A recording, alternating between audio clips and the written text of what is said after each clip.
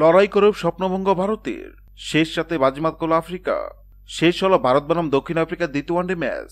এই ম্যাচে ভারতীয় ক্রিকেট দল 4 উইকেটে হেরে গিয়েছে। দেখে নিন ম্যাচের যাবতীয় হাইলাইটস। দ্বিতীয় ওয়ানডে ম্যাচে ভারতীয় ক্রিকেট দলকে 4 উইকেটে পরাস্ত করল দক্ষিণ আফ্রিকা। রায়পুরের শহীদ বীর নারায়ণ সিং স্টেডিয়ামে এই ম্যাচের আয়োজন করা হয়েছিল। টসের আগে ব্যাট করতে নামে টিম ইন্ডিয়া। বিরাট কোহলি এবং ঋতুরাজের দুর্দান্ত শতরানে ভর করে টিম ইন্ডিয়া 50 ওভারে 5 উইকেট হারিয়ে 358 রান করে। জবাবে দক্ষিণ আফ্রিকাও পাল্টা লড়াই করে প্রোটিও ব্রিগেডারের হয়ে 17 রান করেন এইডেন মার্ক্রাম। এছাড়া ম্যাথু ব্রিস এবং দেবাল ব্রিসের ব্যাট থেকে দুর্দান্ত হাফ সেঞ্চুরি বেরিয়ে আসে। শেষ পর্যন্ত আফ্রিকা ক্রিকেট দল 49.2 ওভারে 6 উইকেট হারিয়ে 362 রান করে সঙ্গে ম্যাচটা পুরো করে নেয় নিজেদের পকেটে।